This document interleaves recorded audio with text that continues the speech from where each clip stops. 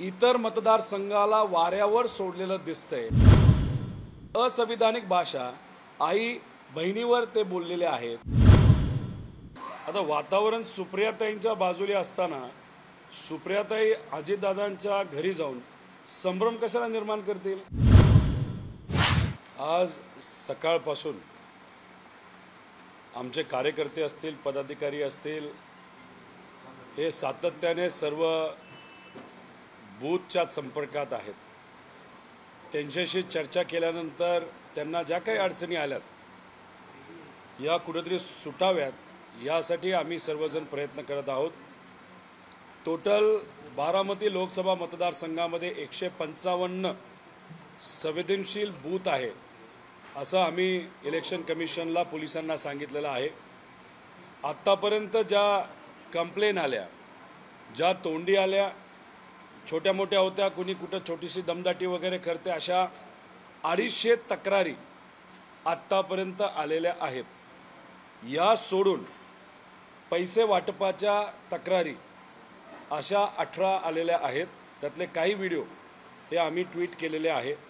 मारहाण, शिवीगाळ, बूथ घेण्याचा प्रयत्न असे 8, EVM खराब, EVM फ्रेम चुकीचं, नाहीतर EVMचं प्लेसमेंट चुकीची आहे, अशा 38 आणि बोगस मतदान करण्याचा पहिला प्रयत्न हा वेल्हेमध्ये झाला।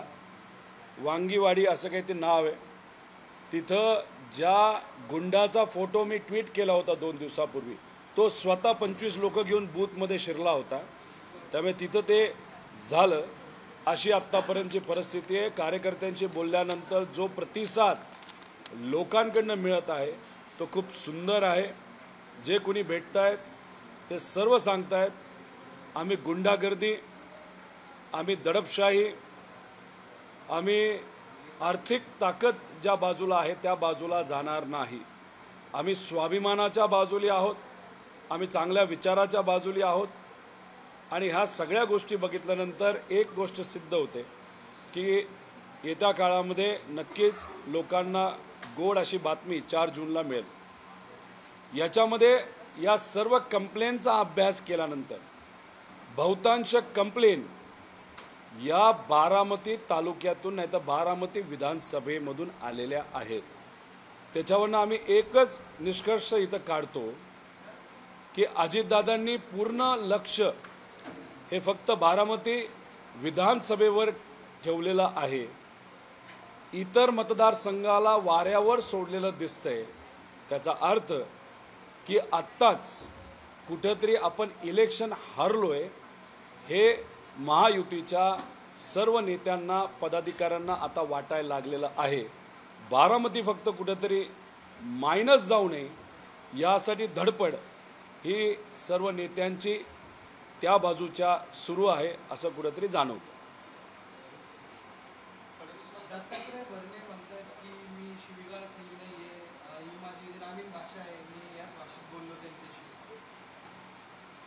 ही जी भाषा जर त्यांनी अधिवेशनामध्ये वापरली गेली, अध्यक्ष जर परवानगी देत असेल तर काही हरकत नाही।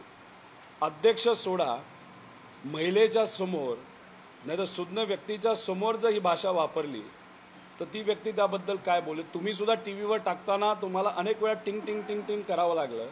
म्हणजे असंविधानिक भाषा आई बहिणीवर ते बोललेले आहेत आणि ही भाषा त्यांची भाषा असेल तर याला गुंडागर्दीची भाषा कुठेतरी बोलावी लागते। आणि तिथं गवळी नावाची एक व्यक्ती त्याच गावची, त्याच्याचबरोबर भरणे कुटुंबातूनच काही लोक जे त्यांच्या विरोधात आहे ते आमच्या बूथवर बसले होते। आणि मग 12 बलुतेदार 18 पगड जातीतले हे जे सामान्य कार्यकर्ते आहेत तिथं बसले असताना फक्त तुम्ही सत्तेत आहात म्हणून तुम्ही तिथं मगरुरी दाखवत असाल तर हे लोक खपून घेणार नाहीत।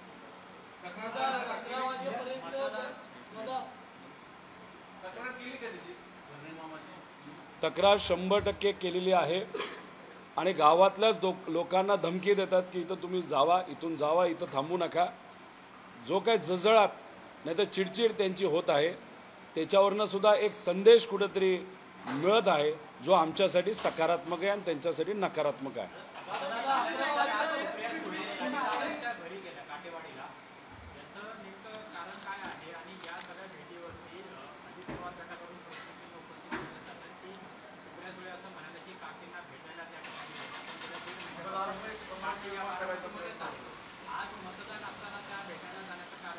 आता वातावरण सुप्रियाताईंच्या बाजूला असताना सुप्रियाताई अजितदादांच्या घरी जाऊन संभ्रम कशाला निर्माण करतील?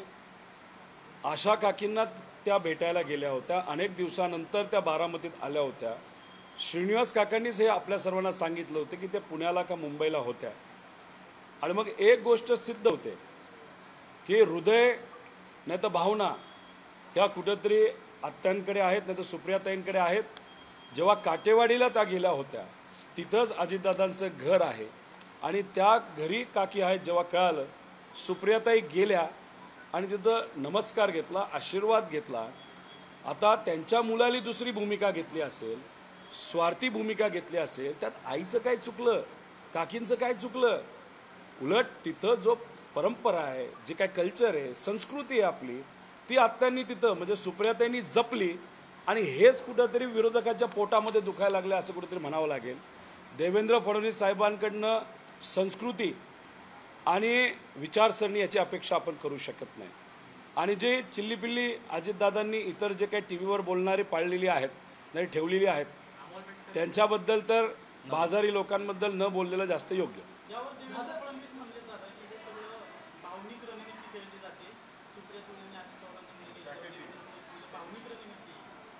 भावना आमच्याकडे आहेत.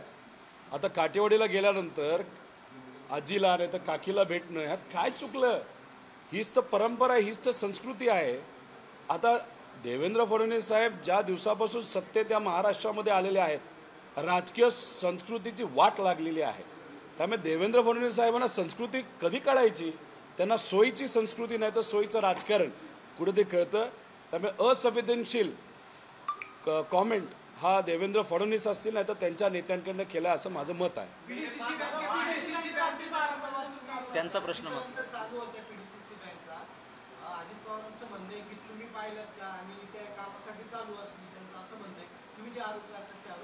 मी कुठं नाही म्हणलं त्या कामासाठी चालू नव्हत्या, त्या नक्कीच कामासाठी चालू होत्या. पण मी ह्याच्या आधी 10 दिवसाआधी एक कॉमेंट केली होती, ट्विट केली होती की सामान्य लोकांना PDCC बँक आणि बारामती बँकेतून 500 रुपये मिळत नाहीत. मग त्याचा अर्थ त्या पैशाचा कुठेतरी ना कुठेतरी वापर होतोय. आता सामान्य लोकांना 5 पर्यंत बँक चालू असते, आता इथं 1 पर्यंत चालू. आणि त्याच्यात ते काम करत होते, पण ते कशाचं? तर पैसे वाटपाचं काम कुठंतरी केलं जात होतं असं लोकांचं मत आहे.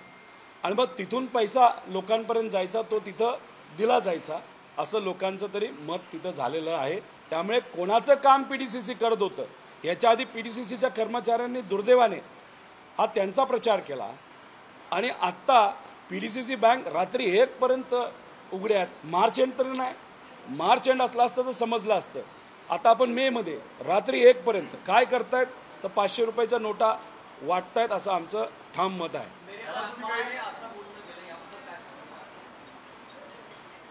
इलेक्शनच्या दिवशी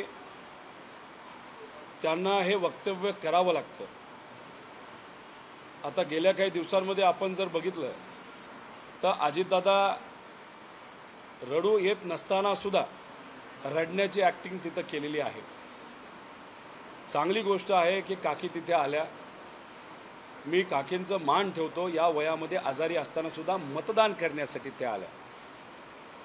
पण इलेक्शनच्या दिवशीच आई जर कोणाला आठवत असेल आणि हे स्टेटमेंट ते सुद्धा पिक्चरचं स्टेटमेंट जर कुणी करत असेल तो त्यांचा विषय आहे. पण मी काकींचं स्वागत करतो. वय आणि आजारी असताना सुद्धा मतदानाचा हक्क त्यांनी बजावला.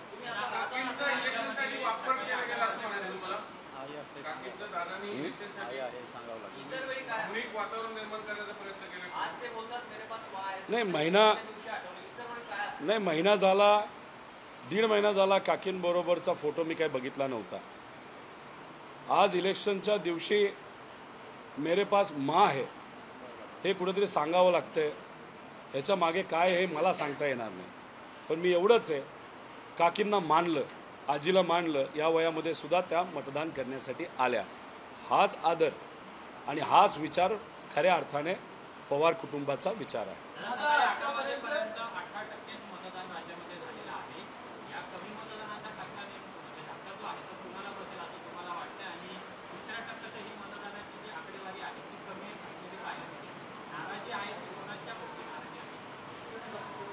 त्याला 2-3 कारणं असू शकतात. एक खडकवासल्याचे काही व्हिडिओ आम्ही बघितले. तिथं काही लोक आली म्हणाले अरे कमळच दिसत नाही, मग मी मतदानच नाही करणार. त्यामुळे चिन्ह बघण्यासाठी काही लोक आल्यानंतर ते चिन्ह नसल्यामुळे तिथं मतदानाला ते आले नसावेत. 2, पैशाचा वापर खूप मोठ्या प्रमाणात केला जातोय आणि तो काल आणि परवापासून सुरू झालेला आहे. काही लोकांपर्यंत अजून पैसे पोचले नसावेत म्हणून काही अजितदादा गटाचे जे कार्यकर्ते पदाधिकारी आहेत ते त्यांना म्हणत असतील थांब, थोडा वेळ थांब, काहीतरी तुझ्यापर्यंत पाठवतो आणि मग मतदानाला जा. मग कुठंतरी एक संभ्रम मतदारांच्या मनामध्ये निर्माण होत असेल. पण सर्व मतदारांवर आमचा विश्वास आहे. ते सर्व महाराष्ट्रातले स्वाभिमानी मराठी नागरिक आहे, त्यामुळे ते योग्य असा निर्णय घेतील. आणि जी गुंडागर्दी म्हणजे गुंडागर्दी इतकी आहे की उद्या जाऊन तेच गुंड जर लोकांच्या घरी आले, त्यांचे कार्यकर्ते घरी आले, आपल्या आया बहिणी घरी असतील आणि ते केस वाढवलेले गुंड जर घरी आले तर आपल्याला कसं वाटेल. त्यामुळे ही जी गुंडाची संस्कृती अजितदादा आणि भाजपची पुढे आणत आहे त्याला खऱ्या अर्थाने थांबवायचं असेल, हीच ती वेळ आहे लोकसभेची.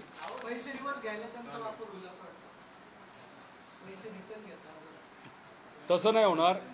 हे गुंड काय करणार तर हे गुंड कोणाच्या जमिनी, कोणाची घरं, अजून काही वेगळ्या प्रॉपर्टी असतील, नाही तर कोणाचं ते छोटंसं दुकान आहे, एखाद्या दुकानाचा पत्रा बाहेर आला आहे तर त्याला ब्लॅकमेल करून हफ्ते चालू करतील आणि हफ्ते चालू केल्यानंतर सामान्य लोकांना अडचण होईल. हे का होतंय, का गुंड पुढे येत आहेत? कारण का वर्धास्त हा सत्तेतल्या लोकांचा आहे.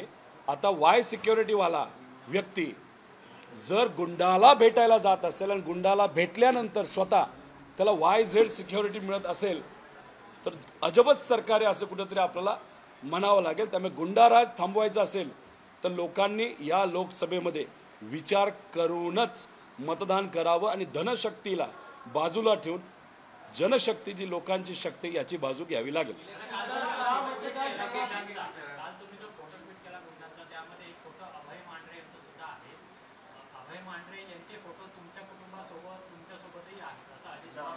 अभय मांढरे हे अजितदादांचे, माझे आणि पवार कुटुंबियाचे नातलग लागतात. ते कसे नातलग लागतात? मध्ये जर तुम्ही बघितलं असेल तर एक सावत्र कुटुंब अजितदादांनी पुढं आणलं होतं का नव्हतं? त्या कुटुंबाचं आणि अभय मांढरेंचं नातं आहे. आता ते नातं आहे, नातं असल्यामुळे याच्या आधी आम्ही फोटो काढले असावे. आता आज आमच्याबरोबर ते फोटो दिसत आहेत का? जेव्हा ते स्वतः धमकवत आहेत का कोणाच्या तरी माध्यमातून धमकवत आहेत? हे कुठेतरी माझं अजितदादांना चॅलेंज आहे, अभय मांढरेंबद्दल तुम्ही कुठेतरी ओपन वक्तव्य करावं. ते तुम्हाला सहकार्य करत नसतील तर डायरेक्ट जसं तुम्ही मटक्याच्या बाबतीत खोटं बोलला, जसं तुम्ही इतर गोष्टी, तसं तुम्ही भोरच्या बाबतीत खोटं बोलला, तसं अभय मांढरेंच्या बाबतीत तुम्ही खरं बोलता का खोटं बोलता हे जगाला बघायचे. त्यामुळे नक्कीच सांगा. तुमच्यासाठी देखील हेच काम केलेलं आहे, एवढं ताईंसाठी. तेव्हा ते चांगले होते आणि त्यानंतर आता तुमच्या विरोधात काम करतात म्हणून ते वाईट झाले असं त्यांचं म्हणणं. अरे मी काय सांगितलं, तिथं फोटो कोणाबरोबर आहेत? गुंडाबरोबर आहेत माझे का अभय मांढरेंबरोबर आहे? अरे अभय मांढरेंचे नातलग जे माझे सुद्धा नातलग आहे, यांना अभिमानाने आमच्याबरोबर कुणीतरी पवार आहे हे दाखवण्यासाठी कुणी पुढं केलं? अजितदादांनी केलं. अभय मांढरेंचं त्यांचं नातं. आता अभिमान म्हणून तुम्ही त्या कुटुंबाला पुढे करता आणि जो व्यक्ती आज तुमच्यासाठी धमक्या देत आहे असं मी नाही म्हणत. असं कोण म्हणतंय? अजितदादांचीच लोक. मी आजपर्यंत अभय मांढरेंचं नाव घेतलं होतं का? नाही. हे कुणी घेतलं? ते भाडोत्री जी लोक आहेत अजितदादांची त्यांनी. आणि मग त्यांनाच कुठेतरी विचारा की अभय मांढरेंचं दादांचं काय नातं आणि आज दादा या बाबतीत स्पष्टीकरण देणार का नाही एवढं तुम्ही विचारा.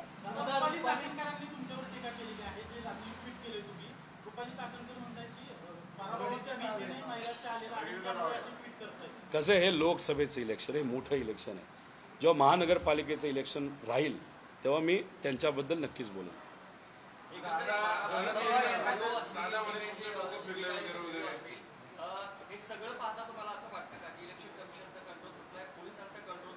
पोलिसांचा नक्कीच कंट्रोल सुटलेला आहे. पोलिसांच्या समोर आमच्या कार्यकर्त्यांना मारलं जातं, पोलिसांच्या समोर पैसे दिले जातात. पोलिसांना आम्ही सांगून सुद्धा त्या गुंडाला चाप लावत नाही. आणि गुंड कोण आहेत तर ते सर्व काय म्हणतात त्याला मोका लागलेले गुंड आहेत ज्यांना आत्ता या इलेक्शनसाठी सोडले. 35 गुंडांना या इलेक्शनसाठी तिथं सोडलं गेलं, मोका काढलेला आहे. याची यादी मी आज संध्याकाळपर्यंत आपल्या सर्वांना देतो. आता 35 गुंडांना इलेक्शनच्या आधी तुम्ही मोका काढता आणि तेच गुंड प्रचारात तुमच्या दिसत्या, म्हणजे ह्याच्यातून तुम्ही संदेश काय देता? तुम्हाला लोकांपेक्षा, स्वाभिमानी लोकांपेक्षा तुम्हाला गुंड जास्त महत्त्वाचे आहेत. आता आम्हाला भीती अशी आहे की आत्ता वाजलेत 2च्या आसपास, 3-3:30 नंतर अजितदादांच्या पार्टीकडनं बूथ ताब्यात घ्यायला सुरुवात होईल असं आम्ही पत्र पोलिसांना दिलेलं आहे, इलेक्शन कमिशनला दिलेलं आहे. CCTV कॅमेरा ठेवा, आम्ही सुद्धा व्हिडिओ काढणार आहे. आणि जर तसं घडलं तर मग या बाबतीत कुठं ना कुठंतरी येत्या काळामध्ये कारवाई ही अजितदादांवर झाली पाहिजे. आणि अजितदादांवर तशा 3 कारवाई झाल्यात इलेक्शन कमिशनच्या. म्हणजे त्यांनी एका ह्याच्यामध्ये सांगितलं की मीच, माझ्याकडे चाव्यात कशाच्या, तिजोरीच्या, ते तुम्ही बोलू शकत नाही, मीच पैसे देणार आहे. 2 कुठंतरी माळेगाव का कुठेतरी 40 कोटी देतो असं सांगितलं. अजून 3रं कुठंतरी. त्यामुळे इलेक्शन कमिशनने आता त्यांना नोटीस पाठवली, बास करा, याच्या पुढं अजून तुम्ही बोलू शकत नाही. त्याच्याचबरोबर इलेक्शन कमिशनने PDCC आणि बारामती बँकेला सुद्धा सांगितलं आहे पैशाचा विषय. 2 जे तुमचे हे असतात आपले पासबुकवर काही लोकांना खोटे पासबुक दिले गेले आहेत आणि मतदार यादीमध्ये ज्या लोकांचा फोटो नाही त्याच्यापुढं हे पासबुक वापरून फेक मतदान तिथं होणार आहे. एका महिलेचा फोटो माझ्याकडे आलेला आहे, जिला सुप्रियाताईंना मतदान करायचं होतं. ती जेव्हा बूथवर गेली तिला असं कळालं की अरेच्या, माझ्या नावावरचं मतदान हे झालेलं आहे. त्याची शहानिशा आम्ही करतोय. ती जेव्हा आम्हाला कळेल तर नक्कीच त्या बाबतीतली माहिती मी ट्विट नाही तर आपल्यापर्यंत नक्कीच पोहोचवेल.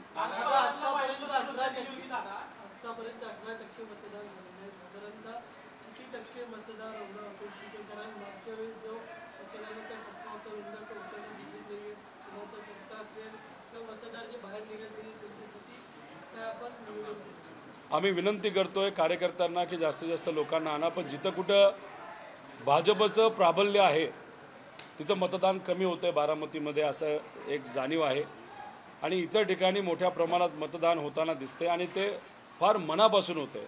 त्यामुळे आम्हाला विश्वास आहे की निकाल हा फार सकारात्मक लागणारे. जो कुठला कष्ट सामान्य कार्यकर्त्यांनी, स्वाभिमानी लोकांनी घेतले त्याला यश आल्याशिवाय राहणार नाही.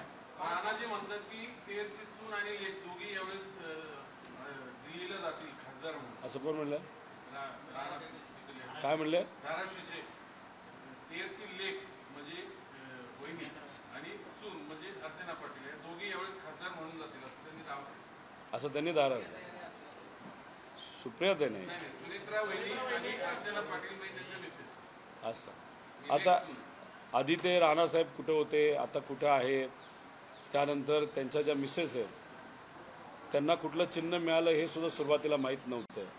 अशा गोंधळात ते स्वतः गोंधळलेले असावे आणि त्या गोंधळात त्यांनी चुकून सुप्रियाताईंचं नाव घेण्यापेक्षा दुसरंच नाव घेतलं असावं आणि ओमराजेंचं नाव घेतल्यापेक्षा मिसेसचं नाव बोललं असावं. कारण का चुकून त्यांनी जर मिसेसचं नाव नसतं घेतलं तर त्यांना संध्याकाळी जेवायला मिळालं नसतं घरी.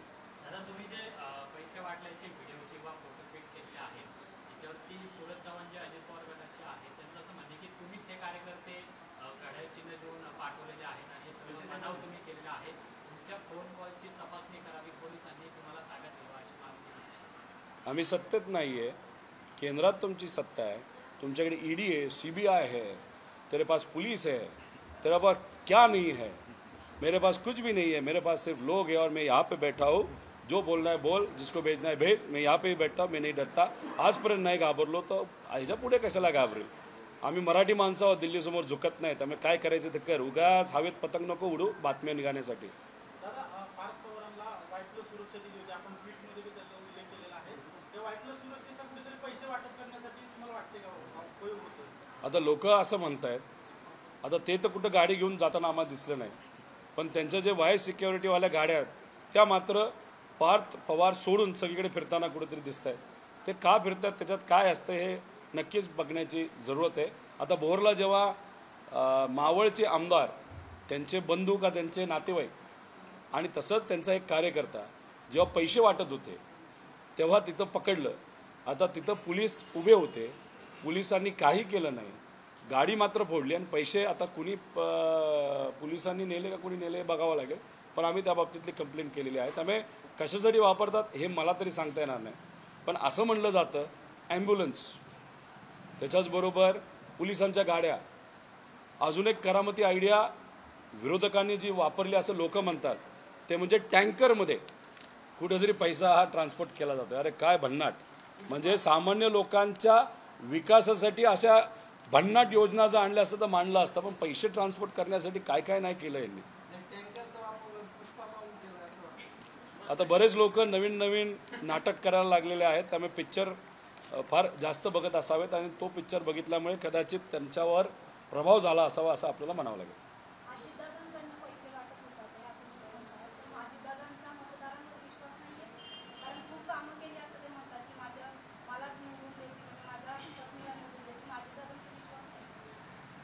अजितदादांनी लोकांना सांगावं 2014पर्यंत सत्ता कोणामुळे आली?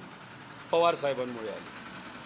पदं कोणी दिली? साहेबांनी दिली. कोणाला दिली? अजितदादांनी त्यांच्या मित्रमंडळाला दिली. 2019ला महाविकास आघाडी येण्यासाठी अजितदादांचं काय त्याच्यामध्ये इन्व्हॉल्वमेंट होतं, नाही ते कर्तृत्व होतं, काय नव्हतं, पण तरीसुद्धा दादांना साहेबांनी पद दिलं. पद दिल्यानंतर निधी आला. 14पर्यंत निधी हा पद मिळाल्यानंतरच आणला. त्यामुळे एवढा निधी ते आणू शकले असले तर त्याचं मुख्य कारण म्हणजे पवारसाहेबांमुळे सत्ता आली. त्यामुळे लोकांचं असं मत आहे की दादा जे म्हणतात मी मी मी मी, त्याच्या साहेबांचं जर नाव घेतलं असतं तर लोकांनी कदाचित ते मानलं असतं. पण म्हणतो ना, त्याला हृदय लागतं, मोठं मन लागतं. ते दुर्दैवाने बदललेल्या आजच्या भाजपच्या दादांकडे आहे असं वाटत नाही.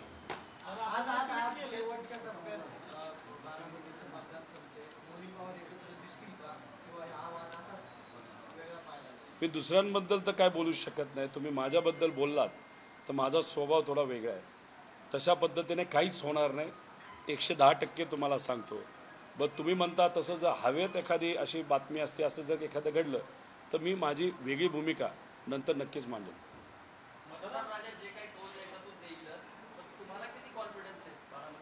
खूप जास्त.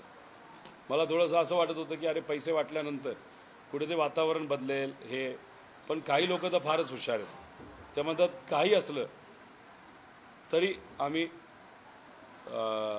स्वाभिमानी उमेदवारालाच चालवणार. खडक वाचल्यावर किती, कारण त्यांचं नाव आहे की आम्हाला इथून 1 लाख लीड घ्यायचं आणि इथूनच आम्हाला जिंकून यायचं याच बरोबर लीडवर. आधी खडकवासल्यामध्ये मतदान किती होतं ते आपण बघूया, कारण का आत्ताचे आकडे बघितले तर भाजपचे लोक काय बाहेर नाही घेणार. आणि मग मतदान किती झाले त्याच्यानंतर 1 लाखाची लीड आपण बोलू. काय काही ठिकाणी तर ते म्हणतात की 1,20,000ची लीड घेऊ, आणि गेल्या वेळेस फार कमी मतदान तिथून झाले. त्यामुळे ते आज हवेत बोलतात. आणि कसं आहे, कर्मचाऱ्यांचा वापर करून सर्वे त्यांनी केलेला आहे. आता कर्मचारी जेव्हा जातो तेव्हा अजितदादांचा बिल्ला घालून जातो आणि तो विचारतो कोणाला मतदान करणार. लोक काही वेळीत का बोलायला की नाही आम्ही साहेबांना नाही तर सुप्रियाताईंना देऊ. दादाचा बिल्ला दिसला दादांनाच करणार. आणि मग त्यामुळे कुठंतरी त्यांचा जो सर्वे तो तकलादू आहे. जे काही रिझल्ट येईल तो 4 जूनला येईल. आणि आज संध्याकाळी तर उद्यापर्यंत आमचा जो अंदाज आहे आकडेवारीचा तो 100% रिअलिस्टिकली सामान्य नागरिक आणि कार्यकर्त्यांशी बोलून मी आपल्याला सांगतो. सकाळी तिकडल्या एका मतदान केंद्रावर आम्ही फिरत होतो तेव्हा एक आजोबा गृहस्थ पारंपरिक मतदार भाजप खडकवासला काय म्हणले, कमल किधर है, कमल किधर है ढूंढ शोधत होते. कमल जनरली कीचड़ में होता है, लेकिन कमल एक फूल असतं. पण आता त्यांना कुठेतरी जाणवलं असेल कि कमल का फूल जो कीचड़ में है एक्चुअली वो कीचड़ में है, और कमल के फूल को ढूंढते ढूंढते वो आए. लेकिन दुर्दैव असं की त्यांचा टाईम खराब होता, त्यांना कमळचं फूल दिसलं नाही. त्यामुळे ते तसेच निघून गेले. असे एक नाही, असे कदाचित लाखभर लोक असतील. अनेक निवडणुकीत तुम्ही घडी पुढचं बटन दाबून मतदान केलं असेल, मात्र यावेळेची निवडणूक थोडी वेगळी. घडी सपोर्ट दिसते बॅलेट पेपरवर, मशीनवर, पण दुसऱ्या तुम्हाला जे काही तुम्हाला जे आवडीचं असेल त्याच्यावर तुम्ही बटन दाबलं, त्यावेळेस काय भावना होतं ते सगळं बघून? नाही, उलट आमच्यासारख्यांचं एक वेगळं मत झालेलं आहे. तसं बघितलं तर टेक्निकली विचार तोच, पार्टी नवीन, चिन्ह नवीन, आम्ही पण नवीन. त्यामुळे पूर्वी काय व्हायचं, या सर्व नेत्यांनी ज्या काही गोष्टी पूर्वी केल्या होत्या ज्याच्यामुळे मोदी साहेब बोलायचे, देवेंद्र फडणवीस साहेब बोलायचे, मीडिया आमच्यावर बोलायची, त्यामुळे आम्ही काहीतरी चांगलं बोलायला जायचो तेव्हा मागचं उनं काढलं जायचं. आता हे सगळ्या गोष्टी नवीन असल्यामुळे उलट नवीन बटन दाबताना एक वेगळा अभिमान तिथं वाटतो. पण जसं लोकसभा इलेक्शन हे होईल तेव्हा ते जे पूर्वीचं आमचं चिन्ह आहे 100% कोर्टाच्या माध्यमातून त्याचा जो टाईम आहे तो आम्ही बंद पाडू. साहेबांची तब्येत कशी आहे? साहेबांची तब्येत कशी आहे? कधीपासून बाहेर? डॉक्टरांनी सांगितलं 4-5 दिवस तुम्ही विश्रांती घ्या, पण साहेब ऐकतील ते साहेब कुठले. आता इलेक्शनचा काळ असल्यामुळे औषधं घेऊन पवारसाहेब उद्यापासून प्रचाराला निघत आहेत. परवासुद्धा जेव्हा ते बारामतीला आले होते, इंदापूरला आले होते, त्यांनी अँटीबायोटिक खाल्लं होतं. त्यामुळे स्टेजवर बसून तुम्ही जर बघितलं तर त्यांना झोप येत होती. त्याच्याचबरोबर गेले 20 दिवस 4 तास साहेब झोपलेले आहेत.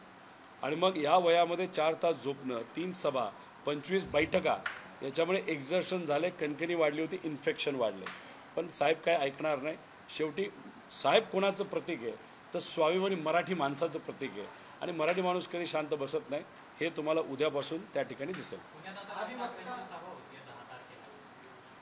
सुप्रियाताई जेव्हा गेल्या वेळेस लोकसभेसाठी उभ्या होत्या तेव्हा खडकवासला मतदारसंघाच्या जवळ राज ठाकरे साहेबांची खूप मोठी सभा झाली. इतकी मोठी सभा झाली, आमची अपेक्षा होती की ते मोदी साहेबांच्या विरोधात बोलले, त्यामुळे आमच्याकडं कुठेतरी लीड वाढेल का काय असं आम्हाला वाटत होतं. पण एकच असा मतदारसंघ आहे जो 60,000ली मायनस आहे. त्यामुळे मी उलट म्हणेल एक कशाला 100 सभा या राज ठाकरे साहेबांच्या घ्याव्यात, त्याचा फायदाच झाल्याशिवाय राहणार नाही. ईव्हीएमची पूजा केली, नंतर टीका झाल्यावर त्यांनी ते ट्विट काढून कुणी? टाकले. रुपाली चाकणकर हां. सकाळी ईव्हीएमची पूजा केली, सगळं तो फोटो त्यांनी पोस्ट केला त्याच्या एफबी अकाउंट किंवा ट्विटर अकाउंटवर. नंतर स्टेटसला पण होता. नंतर ते टीका झाल्यावर त्यांनी ते डिलीट केलेलं आहे. नाही, काय झालं, मी काय ते बघत नाही आणि ते जेव्हा नंतरचं इलेक्शन असेल तेव्हा ती नंतर बघेल. पण मला जे काही कार्यकर्त्यांनी सांगितलं, खाली काही त्यांच्या व्यक्तिगत कार्यकर्त्यांनी कॉमेंट सुरू केल्या होत्या की भावी आमदार, म्हणजे खडकवासल्याच्या भावी आमदार. आणि त्याला प्रतिउत्तर तिथं असणारे त्यांचे जे महायुतीतले कार्यकर्ते आहेत ते इतकं घाण लेवलला द्यायला लागले, इतकं विचित्र लेवलला द्यायला लागले, पर्याय राहिला नाही. त्यामुळे भावी आमदारांना आणि भावी कॉर्पोरेटरला कुठेतरी त्यांचं ट्विट डिलीट करावं लागेल. सर्वोच्च न्यायालयाचे अधिवक्ता अग्रवाल यांनी पण त्या बँकेच्या संदर्भात तक्रार दाखल केली आहे. PDCC बँक अग्रवाल, प्रांजल अग्रवाल इथं बसलेत नाही. अजून काय? दादांनी सकाळी बोलताना मी तुमच्यावर ते फोटो व्हिडिओ टाकले ना, बोला की, मी बोलतो. तर त्याच्यावर त्यांनी खूप घसरून टीका केली. मी मात्र फिरले, तुमचं डोकं फिरले, काही एवढं तुम्ही मला सांगा, जेव्हा आम्ही आकडे ऐकतो 200 कोटी 300 कोटी, दादा बरोबर म्हणाले, माझं डोकं फिरलंय. आज एवढे मोठे आकडे एका इलेक्शनसाठी, एवढा मोठा आकडा जर आमदारकीसाठी दादांनी वापरला असताना 144च्या पुढे आम्ही गेलो असतो, एक हाती सत्ता आली असतील, अजितदादा मुख्यमंत्री झाले असते. आज बहिणीला पाडायला, पूर्वी तुम्ही कधी असं काही केलं नव्हतं. एक तर पवारसाहेबांनी या गोष्टी आवडत नाही आणि तुम्ही आज बहिणीला पाडण्यासाठी तिथं ह्या सगळ्या गोष्टीचा वापर करता. आणि दुर्दैव असं की बहिणीला पाडण्यासाठी 6 महिने आधी अख्खी यंत्रणा दादा घेऊन गेले. ठीक आहे, घेऊन गेले. आम्हाला असं वाटलं की तिसऱ्याला कोणाला तरी तिथं संधी देतील, पण घरच्याच एका व्यक्तीला तुम्ही संधी देता म्हणजे बहिणीने तुमच्यावर जो विश्वास टाकला, तुम्ही विश्वासघात केला, अख्खी यंत्रणा नेली आणि स्वतःच्याच घरातल्या व्यक्तीसाठी वापरली. ह्याच्यावरनं कळतं की तुम्हाला मोठं कुटुंब हे स्वतःचं कधीच वाटलं नाही. तुम्हाला जे तुमचं छोटं कुटुंब आहे हेच जास्त महत्त्वाचं वाटतं. आणि दादा एका ठिकाणी बोलताना 2 गोष्टी बोलल्या की पवारसाहेब हे माझं दैवत होते, म्हणजे पूर्वी दैवत होते, आता नाही आहेत. म्हणजे सहसा लोक दैवत कधी सोडत नाही, पण इथं दादांनी दैवतसुद्धा सोडलेलं आहे. आणि दुसरं, 17 वर्षापूर्वीच हा निर्णय मी घ्यायला पाहिजे होता. म्हणजे 17 वर्ष झालं साहेबांच्या विरोधात अजितदादांच्या मनामध्ये एक द्वेष होता, जो 17 वर्षानंतर म्हणजे सगळी पदं घेतल्यानंतर आणि वय बघून मग आज त्यांनी तो निर्णय हा घेतला. म्हणजे इतकं स्वतःचा विचार नाही तर स्वार्थी विचार दादा करतील हे माझ्यासारख्या कार्यकर्त्याला कधी वाटलं नाही. खूप वाईट वाटतं. अंदाजे या मतदारसंघात किती पैसे वाटले आणि एका मताला किती भाव पडला होता? आम्हाला जे कळालेलं आहे, जे लोकांकडनं कळलं आणि जे काय आम्हाला फोन आलेले आहेत, 2500 कमीत कमी एका मताला, जास्तीत जास्त 5000 त्या पुढेही काही नेत्यांना दिलेले आहेत. आता ह्याच्यामध्ये जात धर्म बघून तिथं पैसे दिलेले आहेत. तुम्ही कुठल्या वस्तीवर आहात, तुम्ही कुठल्या झोपडपट्टीमध्ये आहात, तुम्ही झोपडपट्टीमध्ये राहत असाल तर सगळ्यात कमी 2500. तुम्ही जरा बऱ्या घरीमध्ये राहत असाल, तुमच्याकडे गाडी असेल, मोटरसायकल असेल, तर तुम्हाला मग 5,000 रुपये. म्हणजे पैसे देताना सुद्धा यांनी तिथं भेदभाव केलेला आहे असं त्या ठिकाणी आहे. आणि आकडा खूप मोठा आहे, म्हणजे 200 कोटीच्या पुढे जाईल का काय असं वाटतं. देश विदेशातील प्रत्येक घडामोडींचे लाईव्ह अपडेट मिळवण्यासाठी आता साम टीव्हीच्या सर्व सोशल मीडिया प्लॅटफॉर्मला लाईक, फॉलो आणि सबस्क्राईब करा. तसंच सर्व नोटिफिकेशनसाठी बेल आयकॉन प्रेस करायला विसरू नका.